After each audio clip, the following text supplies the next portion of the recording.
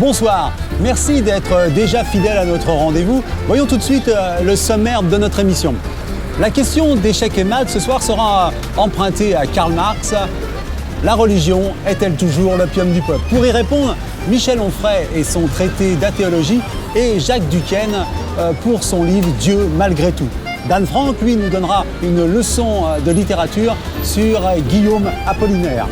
Notre inattendu sera Thomas Gunzig pour son roman Kourou. Dans notre séquence ping-pong, Nathalie Reims, qui vient de publier Le Cercle de Megiddo, répondra à une critique plutôt salée de Jacques Bronstein. Ensuite de quoi nous verrons Roger-Marc Moreau. Vous connaissez certainement ce nom. Il s'est rendu célèbre dans l'affaire Omar Haddad. C'est un enquêteur. Et il nous donnera sa lecture du livre d'Edgar Poe, Double assassinat dans la rue Morgue. Enfin, un journal intime, notre journal intime que je considère comme exceptionnel, celui de Salman Rushdie, vous verrez. Enfin, je donnerai un petit coup de pouce à un roman que j'ai particulièrement aimé dernièrement. Voilà, vous connaissez tout le sommaire de l'émission. Maintenant, je vous invite à rejoindre mes premiers invités.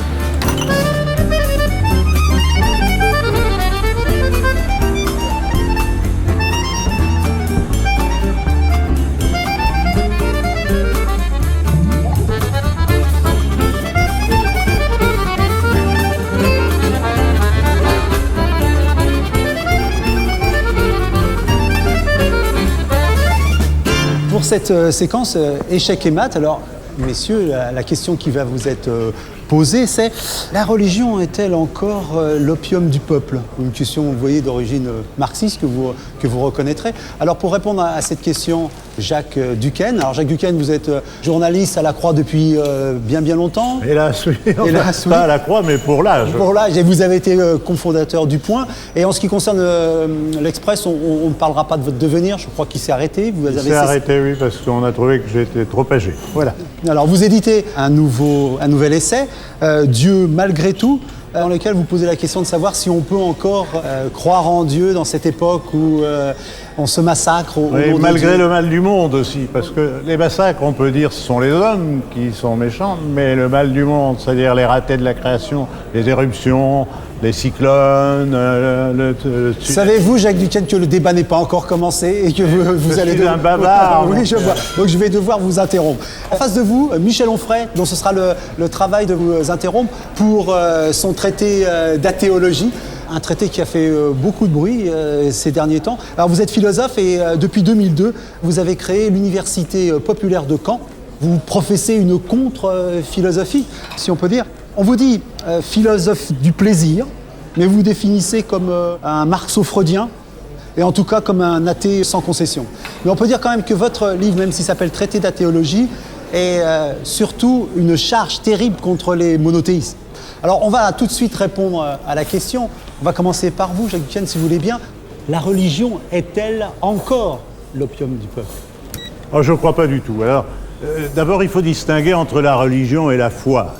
Et ce qui m'a frappé dans le livre de Michel Onfray, qui s'appelle Athéisme, alors je me dis, il va parler de Dieu, mais non, mais il parle des religions. C'est pas la même chose. Que les églises aient fait des bêtises tout au long des siècles, que l'islam, qui n'est pas une église, ait fait aussi des bêtises, que le judaïsme, qui n'est pas une église, ait fait des bêtises. Ok, mais il ne parle pas de Dieu à aucun moment. C'est un pamphlet. D'accord, monsieur.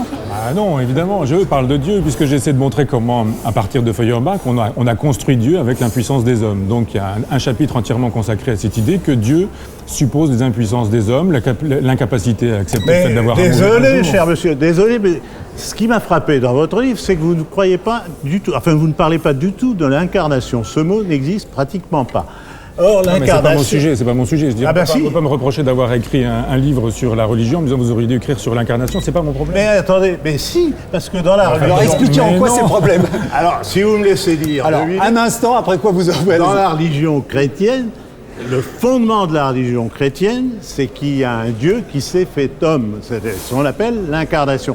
Ça fait la grandeur de l'homme et non pas le mépris de l'homme. Vous faites l'histoire des religions dans un style plutôt pamphlétaire, je dirais. Pas d'accord du tout avec ça. Ah ben alors, attendez, vous appelez ça un traité. Alors moi je dis, ça m'intéressait, hein, franchement. Je vous jure, ça m'intéressait beaucoup. Je dis, voilà quelqu'un qui se dit athée. Moi, qu'on se dise agnostique, je veux bien, parce qu'on dit...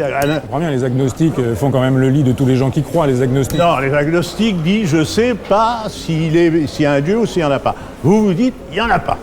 Vous avez décidé qu'il n'y en avait pas. Vous dites qu'il y en a un, et comme vous avez décidé qu'il y en avait un. Ah oui, mais moi, j'ai des gens qui en ont témoigné, qui se sont fait tuer pour ça. C'est pas une raison. Il y a aussi des gens qui sont morts pour des idéologies qui étaient déplorables. Des gens sont morts pour le nazisme. Voilà. C'est pas une bonne idée de considérer que parce qu'on meurt pour une idée, c'est une bonne idée. On parle du contenu de votre livre. J'aimerais qu'un instant, on vous laisse un tout petit peu la parole pour dire ce qu'il y a dans votre livre, parce qu'on en parle comme si tout le monde le connaissait. Beaucoup de monde le connaît, mais j'aimerais quand même que vous défendiez votre thèse. Alors, je vais le laisser parler. Oui, parce qu'effectivement, il n'est pas question pour moi de parler de l'incarnation, il est question de parler de la religion au sens large du terme et des trois monothéismes. C'est-à-dire d'expliquer comment les trois religions du livre ont un certain nombre d'options en commun. La haine de la raison, la haine des femmes, la haine du désir, du plaisir, la haine du corps, la haine de la vie, la haine de la chair, etc. Et je tâche de montrer que ces religions-là ont ça en commun. Alors bien sûr, elles se distinguent les unes des autres, et j'ajoute que dans l'histoire, mais il n'était pas de mon fait d'écrire le génie du christianisme, ça a déjà été fait, donc on peut effectivement me dire que le christianisme a apporté un certain nombre de choses positives, et j'y consens. Je dis simplement que cette religion d'amour, ou ces trois religions d'amour, ont amené beaucoup de haine, beaucoup de persécutions, beaucoup de massacres. Et d'ailleurs, Jacques Duquesne le dit dans son livre, dans son ouvrage, il a de très belles pages sur le Rwanda. Je suis très heureux qu'un chrétien puisse écrire sur le Rwanda ce que Jacques Duquesne a pu écrire, parce que moi, quand j'en parle, on dit que c'est un pamphlet, alors que je ne suis pas dans la logique du pamphlet, je dis simplement des choses qui sont dures à entendre, mais les choses dures à entendre ne sont pas forcément pamphlétaires. Cela dit, quand vous dites par exemple la haine du corps, alors je vais revenir avec l'incarnation, vous avez dit, je n'aurais pas fait un livre sur l'incarnation. Quand vous pensez que c'est un Dieu, dans le christianisme, qui prend un corps, n'est-ce pas, qui mange, qui boit, il y a beaucoup de scènes de l'évangile qui se passent à table, etc., qui, je m'excuse, fait ses besoins comme vous et moi. Pas du tout. Non, je veux dire, dans le Nouveau Testament, il n'y a pas d'endroit où on voit le Christ déféquer. On ne le voit pas manger autre chose que du symbole. Il n'a pas de sexualité, il n'a pas de désir. Ça, vous n'en savez rien. Bah justement, c'est bien ce que je dis. Il aimerait savoir. À chaque fois qu'on lit, aucun renseignement sur le désir, sur le plaisir, sur la chair en tant que telle. C'est une chair qui n'existe pas, c'est un anticorps, le corps du christianisme. Alors, si vous permettez, c'est parce que les évangiles et après les évangiles ont été contaminés par la culture grecque que vous portez au nu. Et la culture grecque méprise la matière, méprise le corps, Platon et les autres, là. Vous les portez au nu. C'est la culture grecque telle que le christianisme nous la présente. Moi, je passe tout mon temps à l'université populaire et pour montrer qu'il n'y a pas que Platon dans la pensée grecque. Épicure, par exemple, Lucrèce, Diogène de Nanda, les épicuriens, les cyniques, les cyrénaïques, les fameux grecs auxquels je me réfère, pas les vôtres, pas vos grecs. Vous n'avez pas les mêmes grecs, quoi, si je comprends bien. Alors, il va bien choisir mes grecs. Mais enfin, c'était quand même les platoniciens et les néo-platoniciens qui dominaient.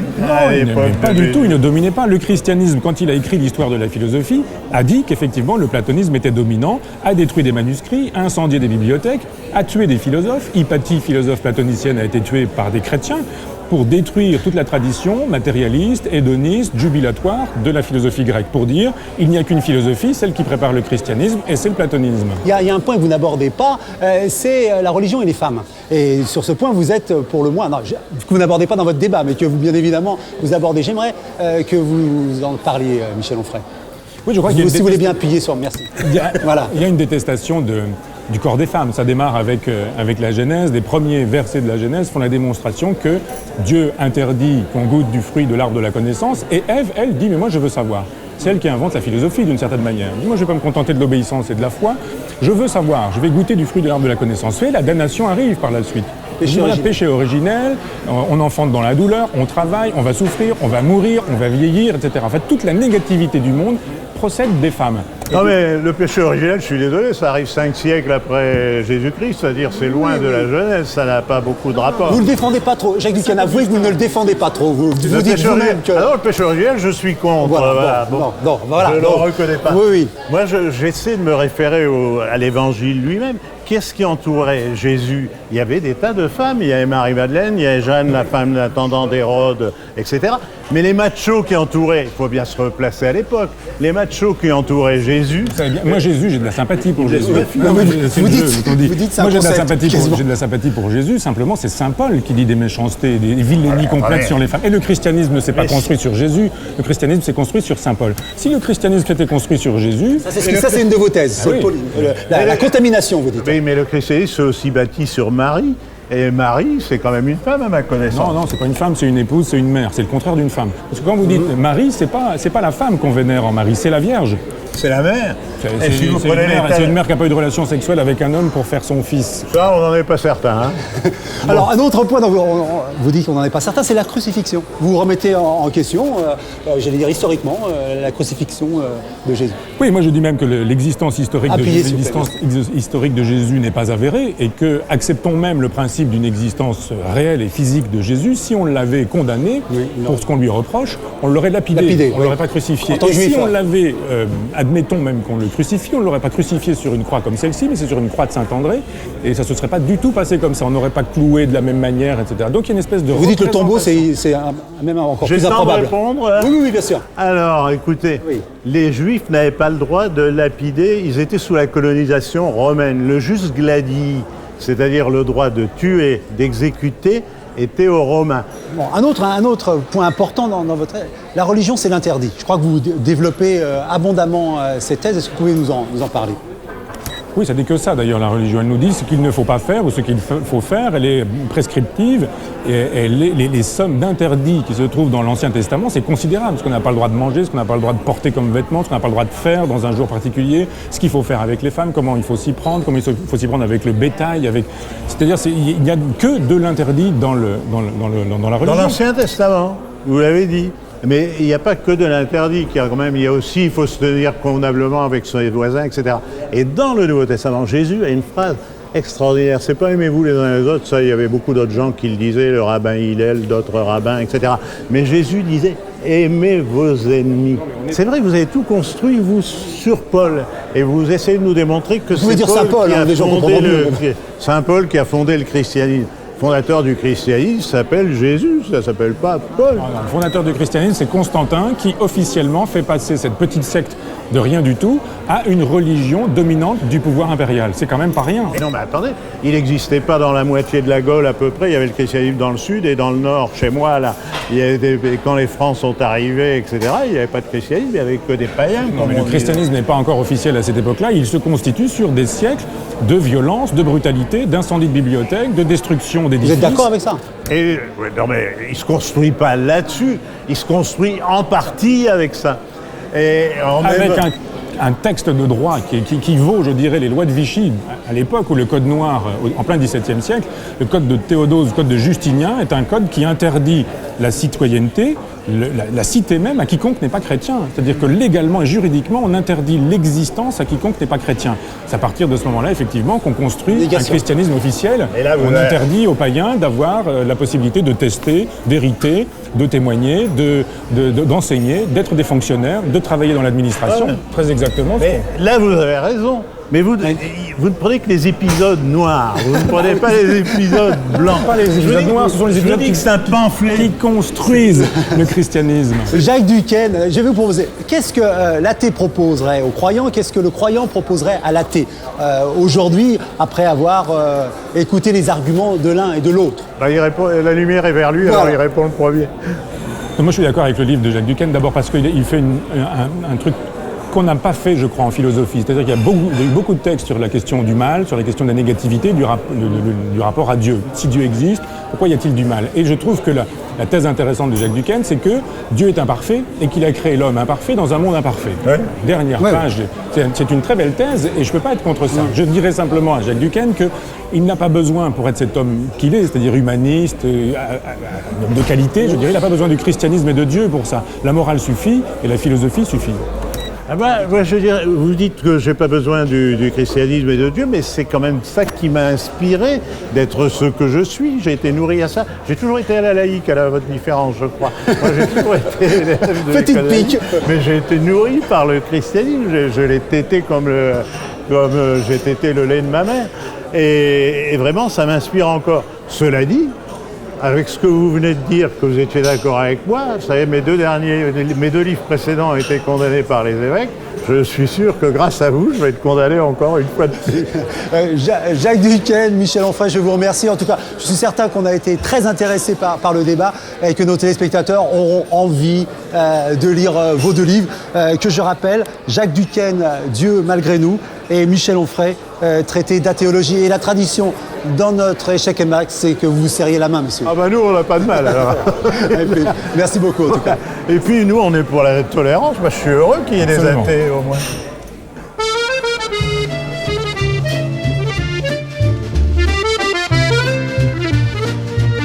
Double assassinat dans la rue Morgue. Tout le monde a lu cette nouvelle inquiétante d'Edgar Poe, mais est-ce que vous vous souvenez du nom du détective? Dupin. Charles Dupin, une sorte de préfiguration de Sherlock Holmes. Eh bien, c'est ce personnage qui a déclenché la vocation de Roger-Marc Moreau. Roger-Marc Moreau est considéré comme le premier détective privé spécialisé dans la contre-enquête telle qu'on l'amène aux États-Unis. Vous vous souvenez tous de Omar m'a tué. Eh bien, c'est lui qui a aidé à disculper Omar Haddad. Il nous livre sa lecture de Double assassinat dans la rue Morgue d'Edgar Poe.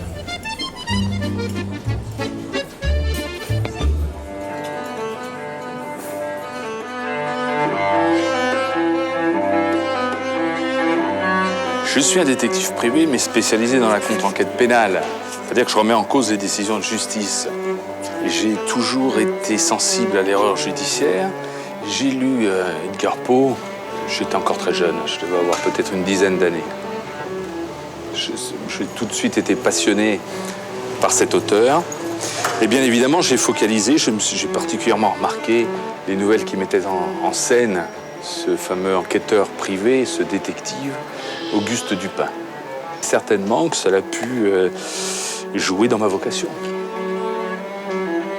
De même que par la suite, un personnage qui va m'inspirer, ce sera Sherlock Holmes de Conan Doyle. Mais Doyle s'est forcément inspiré de Dupin et d'Edgar Poe. Selon Edgar Poe, un bon enquêteur, c'est bien évidemment un analyste. Mais c'est un analyste également doublé d'un poète. Il faut avoir de l'intuition et de l'imagination. Je relève d'ailleurs pour l'anecdote dans cette nouvelle, Double assassinat dans la rue Morgue, que le fournisseur de tabac des victimes se dénomme Moreau, avec la même orthographe que mon patronyme. Moi-même, étant un grand amateur de Havane, j'y vois un clin d'œil de Poe.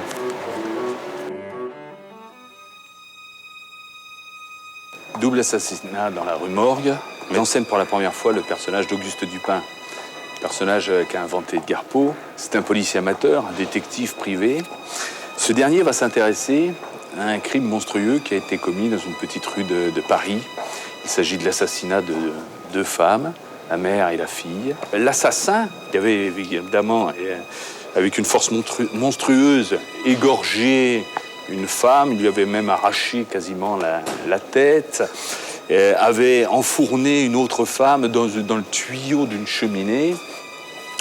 Et ce crime était inexpliqué, d'autant que l'assassin n'avait pas pu partir de la pièce. Elle était fermée de l'intérieur, les deux fenêtres étaient obstruées et fermées avec des gros clous. Par conséquent, la police, à l'époque, perdait son latin, ne comprenait pas. Par l'examen des comptes rendus de la presse, Dupin va, dans son imaginaire, et par sa puissance d'analyse, évidemment, réussir à reconstruire quelle était la scène. J'ai découvert dans cette nouvelle toute une théorie qu'a développée finalement Edgar Poe et que j'ai pu, par la suite, professionnellement mettre en œuvre. Bien, par exemple, dans l'affaire Omar Haddad.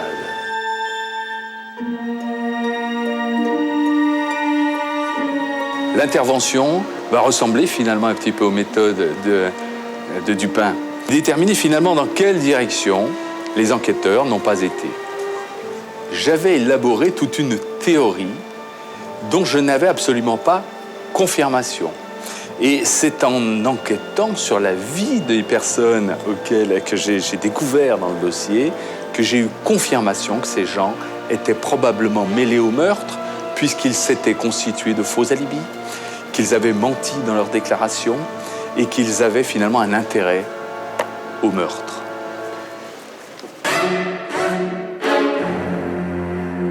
La police, à l'époque, perdait son latin, ne comprenait pas. Dupin va bien évidemment, dans un premier temps, écarter le côté éventuellement surnaturel de la chose, et il va en tirer des conclusions différentes.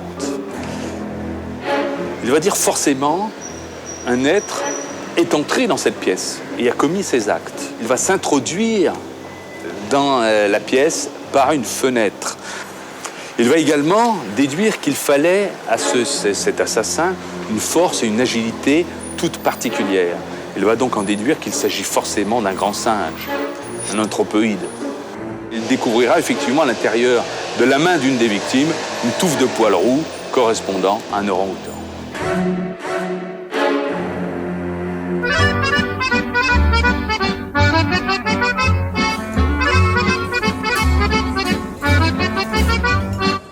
Nathalie Reims, bonsoir. Bonsoir Daniel. Vous êtes romancière, on se souvient du Rêve de Balthus, votre précédent roman. Ce soir, nous nous rencontrons pour le Cercle de Megiddo. Et vous allez avoir l'occasion de pratiquer cet exercice un peu singulier qui consiste à répondre à un critique, en l'occurrence Jacques Brandstein. Mais avant, on va présenter quand même votre ouvrage, le Cercle de Megiddo, qui se passe en Israël. Au nord-est de Tel Aviv. Voilà, au nord-est de Tel Aviv. Ce livre est donc édité chez Léo Cher. Et on a l'impression que le site archéologique est frappé par une malédiction. Et cette malédiction se concrétise par une espèce de ritualisation de disparition sur un cycle de 12 jours. Et on se dit peut-être que dans ce livre, peut-être il y a un mystère. Est-ce que la Bible n'aurait pas été écrite par qui on le croit ? Et est-ce que la Bible ne serait pas une œuvre de commande, ce qui déstabiliserait considérablement tout ce que l'on sait? Je suis partie d'un livre de scientifiques, de deux scientifiques. D'accord. Alors on va parler de tout ça, mais maintenant en général, parce que je sais que vous êtes un petit peu tendu, en règle générale, comment vous prenez les mauvaises critiques?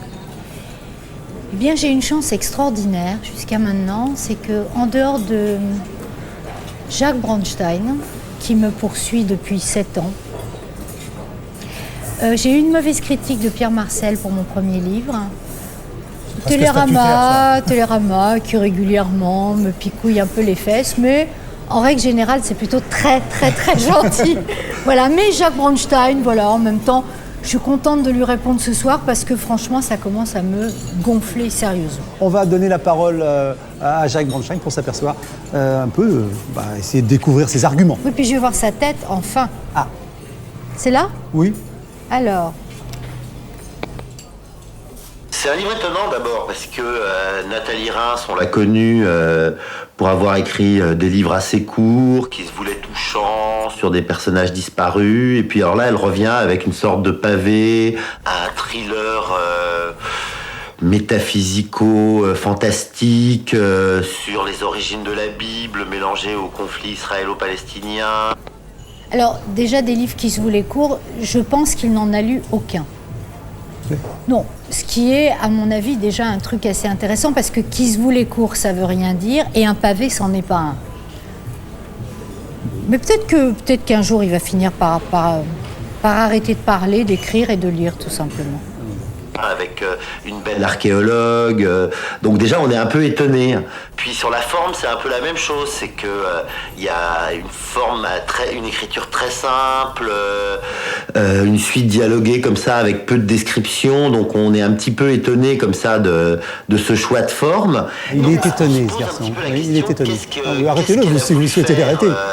Alors, il y a deux solutions en fait. Soit c'est essayer de faire un Da Vinci Code à la française, et auquel cas, je dirais que c'est pas complètement raté, mais c'est pas quelque chose que je peux vraiment apprécier. Je vous cite une phrase au hasard. Vous êtes bien jeune pour ressentir de telles choses. C'est sans doute pourquoi votre regard ne ressemble à aucun autre. Alors. Est-ce que c'est débile?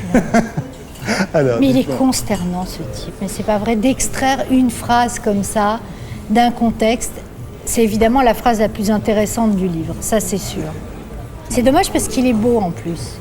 Ça, une écriture un peu simpliste et simple qui peut plaire, je dirais, à un public qui aime les thrillers. Ah voilà, un public qui peut aimer les livres grand public. Mm-hmm. Est-ce que c'est une honte d'avoir envie d'écrire des romans accessibles à beaucoup de gens ?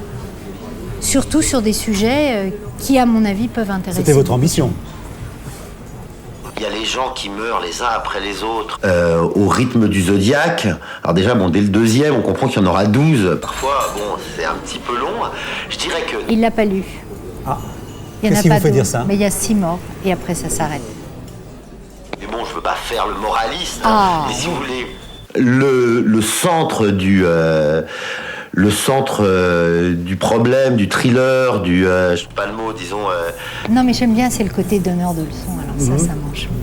Ce qui devrait créer le suspense, c'est-à-dire au milieu de tout ça, il y a l'idée que la Bible aurait été écrite par un groupe de scribes à la demande d'un roi qui voulait étendre Israël. Alors là, j'arrête, c'est sérieux, 2 minutes. Oui, voilà. Ça, c'est une théorie qui n'est pas du tout de moi. Je suis partie d'un livre qui a été écrit par 2 archéologues. Pardon, si vous pouviez parler un peu moins fort, c'est difficile de parler, de vous entendre en même temps. Pardon. C'est un livre qui a été écrit en 2002 par 2 archéologues qui dirigent le département d'archéologie de l'Université de Tel Aviv. Et ces 2 professeurs d'archéologie, qui sont quand même pas des imbéciles, loin de là, et qui ont passé leur vie à travailler là-dessus, sont partis de la thèse suivante, c'est-à-dire qu'ils ont fait des recherches sur tout ce qui concerne les écrits de la Bible autour du roi Salomon, du roi David. Alors autant on a retrouvé énormément de choses du côté des Chaldéens, c'est de là dont parle le livre, c'est les Chaldéens. On a retrouvé beaucoup de choses sur la civilisation de l'Égypte, mais on n'a rien retrouvé autour de la Bible. Donc le professeur Finkelstein et le professeur Silberman sont partis du postulat que, en effet, la Bible aurait pu être un travail de commande commandé par le roi Josias bien longtemps, 6000 ans après. Donc c'est une thèse que vous reprenez Donc en fait, je suis partie de la Bible dévoilée, qui est sortie en 2002, et c'est là-dessus que j'ai construit ma fiction. Monsieur Bronstein. Il faut lui parler. C'est complètement délirant d'un point de vue scientifique, et je suis pas sûr que ce soit très bien de propager cette idée auprès d'un public qui doit sans doute pas lire Bottero, les grands philologues et des choses comme ça, dire que la Bible, voilà, c'était une arme. Alors, bien sûr, Bottero, c'est extraordinaire, mais Bottero, c'est juste un tout petit peu complexe. Est-ce qu'on n'a pas le droit de vulgariser ces grands thèmes? Est-ce qu'on n'a pas le droit de faire des grands romans populaires sans que ces gens dits d'une certaine élite intellectuelle vous dégueulent dessus? Alors faisons un peu de vulgarisation. Qui est Bottero Alors c'est un éminent professeur qui a écrit vraiment des livres extraordinaires autour de la Bible, autour de tous ces grands thèmes. Mais c'est des livres de scientifiques, c'est des livres extrêmement difficiles d'accès. Alors bien sûr, M. Bronstein, qui est si intelligent, lui, lit Bottero. Mais c'est pas à la portée de tout le monde, M. Bronstein. Jacques Bronstein. Et là, on ramène la Bible à être finalement, comme ça, un texte parmi tant d'autres qui devait servir les conquêtes juives et qui pourrait aujourd'hui encore être remis en cause. Je pense pas que ce soit l'idée de Nathalie Reims quand elle écrit ce livre, mais c'est pas très bien ça, franchement. Pas très bien. Alors encore la morale, c'est pas très bien. Mais qui il est pour dire que c'est pas très bien? En même temps, je comprends très bien toutes ces questions. Je comprends très bien toutes ces interrogations. C'est la façon de le faire. Quand il vous dit par exemple que vous il maniez... fait la morale, et là, il est pérore, et machin. C'est tellement facile de critiquer. Qu'il écrive aussi, que ces critiques. Moi, j'ai beaucoup plus de respect déjà pour les gens qui critiquent et qui écrivent. C'est vachement difficile d'écrire. Qu'il écrive un livre et puis j'irai faire sa critique. Elle a écrit des textes qui se voulaient plus poétiques, plus littéraires. Maintenant, c'est son droit d'écrire un roman à suspense, d'essayer qu'il soit efficace. Moi, je trouve qu'il n'est pas parfait, loin de là. Maintenant, on ne va pas l'accuser. Elle n'est pas en train de tuer la civilisation occidentale sous prétexte qu'elle fait un livre un peu facile avec des trucs fantastiques. Donc... vulgarisé sans doute. J'espère que quelques-uns de ses lecteurs auront envie de se plonger dans les textes qui parlent d'archéologie, qui parlent de la Bible et tout ça. Maintenant... J'espère que certains de ses lecteurs, un peu plus haut placés que les autres, auront envie de se pencher. Mais les lecteurs, ils se penchent sur beaucoup de choses. Et d'ailleurs, c'est pas pour rien que les librairies sont pleines et qu'on vend tous des livres. Mon livre n'a pas d'autre prétention que de distraire les gens à la folie. C'est ce que j'ai voulu distraire faire. Et ouvrir des portes. Et ouvrir des portes. C'est tout. C'est la fin? Mais écoutez, vous voulez que je vous dise quelque chose? Oui. Je crois qu'il va me manquer. Bah écoutez, on va vous donner le DVD, si ça n'est que ça. Non, je lui dis rendez-vous sur le prochain livre. Moi, je trouve que c'est bien agréable pour un auteur qui a été un petit peu éreinté de donner rendez-vous à son critique. En tout cas, il sera là. Hein. Oui, il sera là. Au moins, c'est un fidèle. Au moins, il est fidèle. C'est un fidèle. Bon, en tout cas, moi, je voudrais cependant remercier Jacques Braunstein, parce que ce n'est pas facile de se livrer à cette critique-là. Mais en même temps, j'ai vraiment répondu parce que c'est l'exercice. Mais en même temps, je trouve qu'il a fondamentalement raison s'il a envie de dire ça. Et moi, j'ai raison de lui répondre. Et c'est le jeu des écrivains et des critiques. Et c'est bien comme ça. Voilà. Et je suis en tout cas, moi, content que dans cette émission, on puisse donner l'occasion aux critiques et aux écrivains de se confronter sur un terrain qui est quand même inhabituel. C'est en vrai. tout cas, merci beaucoup, Nathalie Merci, Raspail. Daniel. Merci.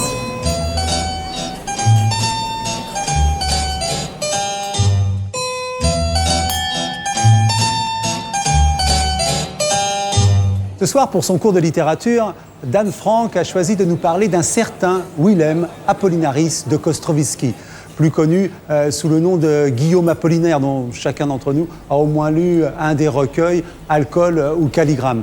Dan Franck, lui, est romancier et écrivain. Il a obtenu en 1991 le prix Renaudot pour La Séparation, qu'il a posé un peu comme le romancier du couple déchiré. Dans une toute autre veine, il publie Cher Bourreau, qui est le 6e tome des aventures d'un certain Blémia Borovitz, reporter photographe qui parcourt l'Europe et l'histoire affublé d'un petit appareil, un Leica. Ces histoires, Dan Franck les écrit à 4 mains avec son complice Jean Vautrin, et on se plaît à penser que Jean Vautrin et Dan Franck auraient envie d'aller boire un petit verre du côté de Montmartre avec Guillaume Apollinaire. Je crois que ça aurait un certain intérêt. Guillaume Apollinaire, donc c'est le poète formidable qui a écrit ces vers que tout le monde connaît. Sous le pont Mirabeau coule la Seine, et nos amours, faut-il qu'ils m'en souviennent, la joie venait toujours après la peine. La joie venait toujours après la peine, c'est Guillaume Apollinaire lui-même, c'est-à-dire quelqu'un de double, de triple, de quadruple, un amoureux fou des femmes, avec qui il a échangé des correspondances passionnées, des femmes qu'il rencontre ici ou là, dans le train, dans des fumeries d'opium à Nice, ailleurs, partout. Et puis qui toujours, ou à peu près toujours, le chasse. Et lui, il ne s'en remet pas. Il ne s'en remet pas, c'est un homme, un amoureux qui souffre. Et en même temps, c'est un fêtard incroyable, un homme scatologique très drôle, qui fait rire ses amis. C'est quelqu'un qui est journaliste, qui écrit dans des revues d'haltérophilie, dans des revues financières, qui est nègre pour les uns, qui est éditeur, qui publie des ouvrages pornographiques. Il en écrit d'ailleurs lui aussi, qui sont diffusés sous le manteau. Et c'est aussi un homme que les surréalistes ont vénéré. Et le mot surréaliste vient de surréel, qui a été inventé par Apollinaire dans les Mamelles de Tirésias. Apollinaire qui faisait lire Fantomas à ses amis. Et c'est surtout Apollinaire l'un des 2 grands piliers avec Picasso du bateau Lavoir à Montmartre. C'est un homme c'est lui qui a fait le lien entre les poètes de Montparnasse, Paul Fort, Alfred Jarry, qui tirait dans les miroirs de la closerie des Lilas, et puis les hommes du bateau Lavoir, les peintres comme Gris ou Picasso, les poètes comme Salmon ou Max Jacob. Et une histoire me revient quand je pense à Apollinaire et Picasso qui étaient extrêmement liés. Une histoire qui se passe en 1911. On vole la Joconde au Louvre et un homme écrit aux journaux en disant « C'est moi le voleur, j'ai été le secrétaire d'Apollinaire et à une époque, pour prouver que j'ai en effet commis ce larcin, ce qui était faux d'ailleurs, à une époque j'ai volé des statuettes ibériques que j'ai remis à mes amis. » Et quand Apollinaire découvre ça dans la presse, il a peur parce qu'en effet, c'est lui qui a donné ces statuettes à Picasso. Et Picasso est à Céret, dans les Pyrénées, il travaille avec Braque au cubisme, et il lui dit « rentre tout de suite ». Et quand Picasso revient, il est crevant de trouille comme Apollinaire. Ils ont peur de quoi? Ils ont peur de se faire prendre. Et ils se disent « on n'est pas français ». Paris était à l'époque la capitale du monde, elle accueillait tous les artistes du monde, l'école de Paris, les Italiens, tout le monde, les Russes, les Espagnols, et ils se disent on va être rejetés hors de ce territoire qui est un territoire tellement généreux. Et ils se retrouvent chez Picasso, boulevard de Clichy, et il y a cette statuette ibérique, et ils se disent mais qu'est-ce qu'on va en faire? Et ils les prennent dans une valise, et ils partent dans Paris, ils veulent les jeter dans la Seine. Il faut imaginer ces 2 grands génies de la poésie et de la peinture, avec chacun une valise et des sculptures dedans marchant, en disant est-ce qu'il n'y a pas des flics autour de nous qui rôdent? Et finalement ils se disent on ne peut pas faire ça. Ils ramènent les statuettes à la porte d'un journal et 2 jours plus tard, Apollinaire est arrêté. Il va à la Santé, il est resté quelques semaines à la Santé, ça a été assez douloureux pour lui. Et Picasso est arrêté 3 jours après son complice. Et le juge d'instruction qui l'interroge lui dit, vous savez, on a arrêté un de vos amis qui est un grand poète, qui s'appelle Guillaume Apollinaire, et Picasso dit, je ne connais pas du tout Guillaume Apollinaire. Mais si, dit le juge, c'est celui qui a écrit sur vos œuvres, et vous-même, vous avez peint et illustré ses poésies. Picasso dit, je ne connais pas du tout ce monsieur-là. Et alors, le juge dit, je vais vous confronter, c'est pas grave. Il ouvre la porte, et arrive Guillaume Apollinaire, qui est hirsute, très fatigué, un peu désespéré, et Picasso le regarde, et alors qu'ils passent leur journée ensemble depuis des années, il dit, je ne connais pas cet homme. Je ne connais pas cet homme. Et puis au bout d'un moment, Apollinaire dit, mais attends, mais t'es complètement fou. Et Picasso éclate en sanglots, se jette dans les bras d'Apollinaire et lui dit, pardonne-moi. Et Apollinaire a dû beaucoup souffrir de cette histoire qu'on connaît assez peu et dont on parle pas. Mais c'était en effet le mal-aimé. Et c'était aussi un poète qui a écrit, je voudrais vous lire juste le début d'Alcool, d'un poème qui s'appelle Zone et qui est le suivant, qui est un poète extrêmement moderne, que Sandrard a jalousé, envié, en disant d'ailleurs que Apollinaire lui avait piqué l'idée, lui qui avait écrit Les Pâques à New York, et je vous lis pour que vous compreniez la modernité, au-delà même du pont Mirabeau et de cet aspect classique qu'on connaît. À la fin, tu es là de ce monde ancien, bergère, ô tour Eiffel, le troupeau des ponts belles ce matin. Tu en as assez de vivre dans l'antiquité grecque et romaine. Ici même, les automobiles ont l'air d'être anciennes. La religion seule est restée toute neuve, la religion est restée simple comme les hangars de Port Aviation. Voilà. Merci Dan Franck. Alors je me demandais si vous n'avez pas envie d'écrire l'enfance de Borrow pour que Borrow ait le bonheur de rencontrer Apollinaire. Salman Rushdie, dans son dernier roman, Shalimar le clown, paru aux éditions En Plomb, nous raconte l'histoire de Max Ophuls, un grand résistant français devenu ambassadeur américain en Inde et qui est assassiné devant l'appartement de sa fille par son chauffeur, Shalimar justement. L'occasion pour Salman Rushdie de raconter l'histoire du Cachemire, un paradis perdu, saccagé par la folie des hommes. On connaît l'œuvre considérable de Salman Rushdie et les menaces qui pèsent sur lui depuis les versets sataniques. Mais savez-vous que Salman Rushdie a 3 idoles? Bob Dylan, U2 et Elvis Presley.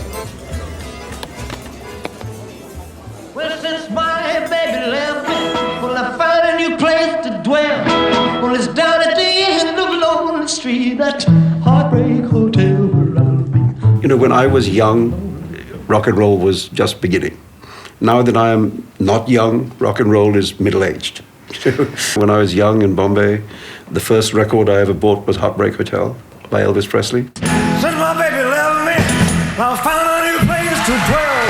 Well, it's down at the end of Lonely Street, that heartbreak hotel. You know, if your baby leaves you and you've got a tale to tell, take a walk down Lonely Street to Heartbreak Hotel. You'd be so lonely you could die. Heartbreak Hotel, where you will be so lonely. The other big revelation for me was Bob Dylan. Once upon a time you dressed so fine, threw the bumps of dime in your prime. Then you... I remember, again, coming to boarding school in England, and somebody else, one of the other boys at the school, very excitedly taking me into his room and saying, you have to listen to this, and putting on one of the very first Bob Dylan albums. And I thought, I was just blown away, as they say. And I've never stopped thinking of Bob Dylan as a great genius. Nobody ever should hear me sing. It is a terrifying thing. It would break the camera. There was a time some years ago when I was invited for a brief moment to go on stage with U2 when they were giving a performance in London.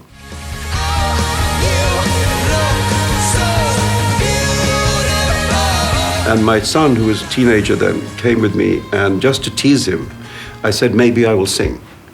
And he said, no, you mustn't sing, because if you sing, I will have to kill myself. And as a result, I did not sing, even though I was on stage with you too. Faut cultiver son jardin. Monsieur Proust, how did we do? For me, France is very important. After English, French translation is for me probably the most important. I don't know, actually, since I've just finished this novel, in which a part of which I had to really research the French resistance, you know, I became absolutely enthralled by it. if you look at the ways in which they set up escape routes, the ways in which they constructed false papers for people, the actual day-to-day detailed work, that was done in order to help people live and escape and survive and so on. I think that's extraordinary, what happened, with very limited tools, with the constant fear of betrayal. And actually one of the things you learn when you read about the resistance is that the whole thing is a story of betrayal. It's all treachery. Everybody is betrayed from inside. Like a rolling stone. I don't need holiday paradises or split-level mansions or any of that. I need a nice street and a cup of coffee in the New York Times. It's just fine. It was the early 70s. I was maybe 24, 25, something like that. And it was the year they finished the World Trade Center. And I remember that I came to New York and somebody said, they've just opened this incredible bar, which is at the top of the World Trade Center. It's right up in the sky, and we should go. And we went to this bar, The Windows on the World, and I drank a martini. That was my arrival in New York.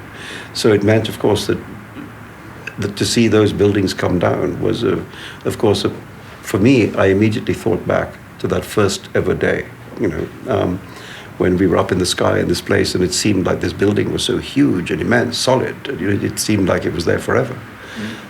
So anyway, that was my first day in New York. What fault? Talking too much. My principal defect, being too thin-skinned, getting offended very easily. State of mind, exhausted but happy.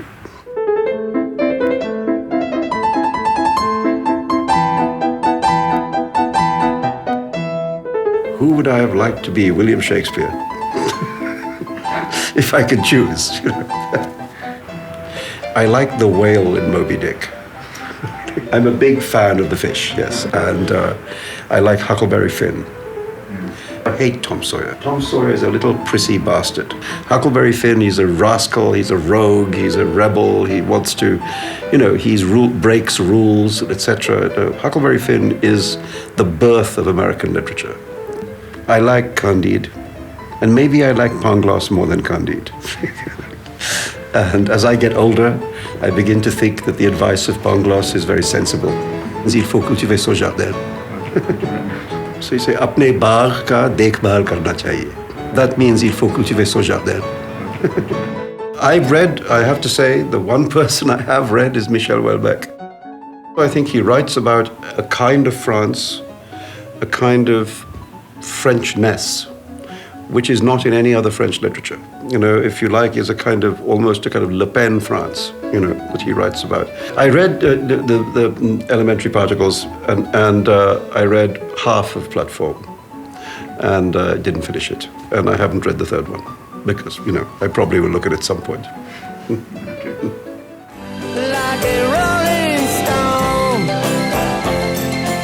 I don't have a secret. I was just fooling the journalist. It's not true. Sometimes when you get at the end of a day of interviews, you feel the need to say something stupid.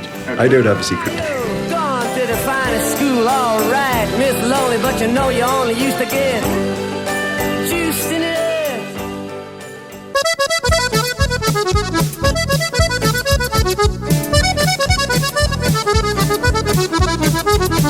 Thomas Gunzig, bonjour.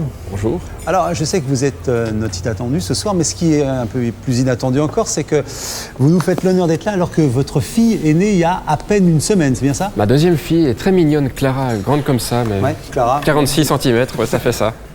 Très bien. Alors, donc, ce roman pour lequel on se rencontre ce soir, Kourou, j'ai trouvé un système pour vous présenter. Je vais lire la liste de vos livres, les titres, je crois qu'ils disent pas mal sur vous. Situation instable penchant vers le mois d'août. À part moi, personne n'est mort. Créatures les plus moches de l'univers, le plus petit zoo du monde. Et là, j'ai peut-être avoir besoin de vous. Carbo Water Stump. C'est très bien, vous l'avez très bien dit. Alors, qu'est-ce que c'est que ça? C'est l'agrégat de 3 spécialités belges, Ouais. les carbonades, le waterzouille et le stump. Voilà, ça nous permet de faire le lien. Vous êtes belge et vous avez 35 ans, on va dire ? On va dire ça. Voilà. Donc, alors parlons un petit peu de ce roman et commençons par le titre. Un titre un peu énigmatique. Qu'est-ce que c'est que ce Kourou ? Mais Kourou, c'est un joli mot d'abord, c'est joli la façon dont ça s'écrit. Et puis, Kourou d'abord, c'est une maladie à prions, donc c'est une maladie rare, étrange, qui n'atteint que des peuplades cannibales. Oui, parce que là, je vois, vous avez quand même éclairé le lecteur. Kourou, maladie du système nerveux de la famille des encéphalopathies spongiformes. Ça ressemble à de la vache folle, ça. Exactement. Le traitement est inconnu. Le Kourou a presque disparu par la consommation rituelle de cerveau humain a quasiment cessé d'être pratiqué. Voilà. Ça dit un petit peu, et en même temps, j'ai l'impression qu'il y a une espèce d'allégorie. On a l'impression que dans votre livre, il y a beaucoup de cerveaux humains qui ont été rongés. Mais oui, parce qu'un des propos de ce bouquin, j'imagine, c'est un tout petit peu l'économie, le capitalisme, tout ça. Il y a un côté un peu cannibalique dans le capitalisme. Ouais. Et d'ailleurs, alors on va dire un petit peu quelle est l'histoire. Il y a une bande de copains qui ressemblent un peu à une bande de pieds nickelés. Hein. Ils sont un petit peu hétéroclites, on ne sait pas très bien quel est leur itinéraire, qui sont embarqués dans une manifestation contre le G8, une manifestation altermondialiste avec plein de naïveté révolutionnaire et de romantisme. Ils vont être confrontés à la violence policière. Ça va mal tourner et on verra que ça se termine un petit peu curieusement. Alors, voyons les personnages d'abord. Il y a à peu près 5 personnages. Le personnage principal, le narrateur, c'est Fred. Et il y a aussi des couples, Christine, Fabio, Catherine et Fabio. Catherine un peu New Age. Oui, voilà, j'avais envie d'un peu prendre tout ce que je côtoie quotidiennement et Catherine m'intéressait pas mal parce qu'elle avait comme ça cette allure fantasmatique de la fille sublime, parfaite, sexy à mourir. Bon, alors on va voir qu'elle va être projetée dans un itinéraire à cause d'une infirmité de Fabio. Il est victime d'éjaculation précoce et on va partir jusqu'en Allemagne. Et donc, pour soigner cette éjaculation précoce, ce qui va les faire rejoindre l'autre petite équipe. Alors l'autre petite équipe, elle est constituée de Christine et de Pierre. Et de Fred, voilà, qui est un peu le protagoniste principal. Mais effectivement, j'avais envie de réunir ces deux équipes. Alors ça, c'est vraiment l'astuce de l'auteur. Comment est-ce qu'on va faire se réunir tout le monde à Berlin? Alors effectivement, je me suis aperçu en faisant un peu des recherches, parce que j'ai pas mal bossé pour ça. Ah oui, non, mais c'était extraordinairement documenté. On a l'impression que ça a chauffé l'Internet, là, non? Mais pas que l'Internet, j'ai même lu des vrais livres en papier. Oui. Et vous êtes allé à Berlin même? Et j'étais à Berlin 2 fois. Oui. Et que Berlin est le berceau de la sexologie moderne, donc ça tombait vachement bien par rapport à mes manifestants du G8 à Berlin. Et donc là, j'ai créé cette clinique qui est un peu une clinique inspirée par un certain Magnus Hirschfeld qui existe véritablement, qui est vraiment le père de la sexologie contemporaine, qui est un type fascinant. On peut en lire, il y a des biographies géniales qui disent ce type.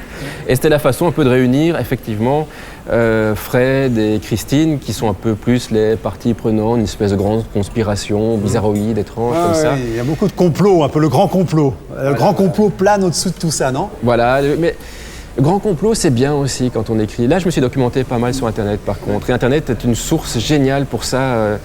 Tous les fantasmes de grands complots, les chemtrails... Paranoïa, quoi, de tout. On est surveillé partout par les puces, même les billets de banque. On raconte comment la piste permet de vous détecter. Tout ça, vous l'avez... Est-ce que c'est quelque chose que vous ressentiez? Est-ce qu'on pourrait dire, est-ce que vous êtes parano? Ou bien c'était vraiment pour le... C'est quelque chose que je soupçonnais absolument pas. Et pour le bouquin, en me documentant un petit peu, je suis tombé effectivement sur des continents de paranoïa comme ça, mais qui sont fascinants parce que toutes ces paranoïas se basent évidemment sur des bonnes histoires et sont argumentées par des gens qui croient sincèrement ce qu'ils racontent et par des témoignages et des faux témoignages et des on-dit.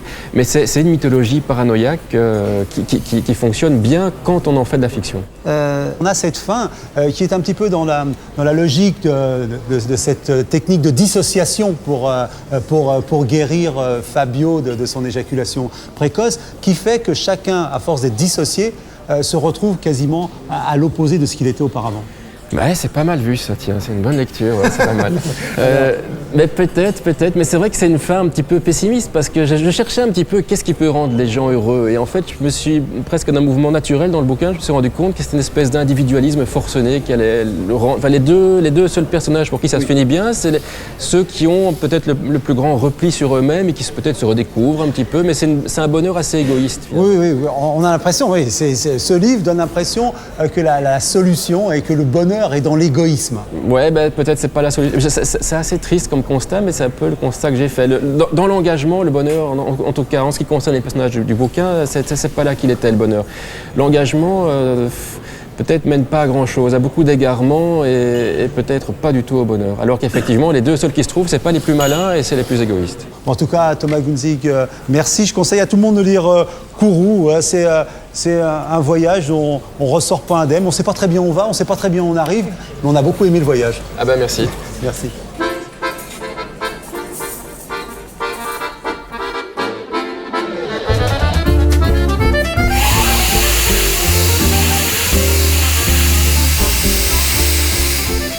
David, avant de partir, je voudrais te parler d'un livre que j'ai beaucoup aimé là, ces derniers temps. C'est Fleurs de Barbarie de Gisèle Pineau, au Mercure de France. L'histoire d'une petite Guadeloupéenne qui est abandonnée à la DAS et qui est accueillie dans la Sarthe, là-bas, tout au loin, et qui est élevée par une famille qui l'adore, une fameuse Tata Michel, qui est sûre que c'est la réincarnation de Joséphine Baker. Et voilà, cette petite fille devra retourner à Marie-Galante pour retrouver ses racines, comme on dit un petit peu facilement. Et on s'aperçoit au final que nos racines ne sont peut-être pas là où on le croit, ou là où le croient les autres. Voilà, j'aimerais que tu le lises et que tu me donnes ton avis. Merci bien. Quant à nous, on se retrouve dans 15 jours pour une nouvelle soirée au Café Picouli. Ce sera pour moi avec un grand plaisir. Bon, on va fermer. Je crois qu'il faut qu'on y aille. Alors, et toi, tes racines, c'est où? Moi, de Macron, jusqu'à la Yougoslavie, en fait. Ouais, donc, un instant. David, bonsoir. Merci bien. Merci. À la prochaine.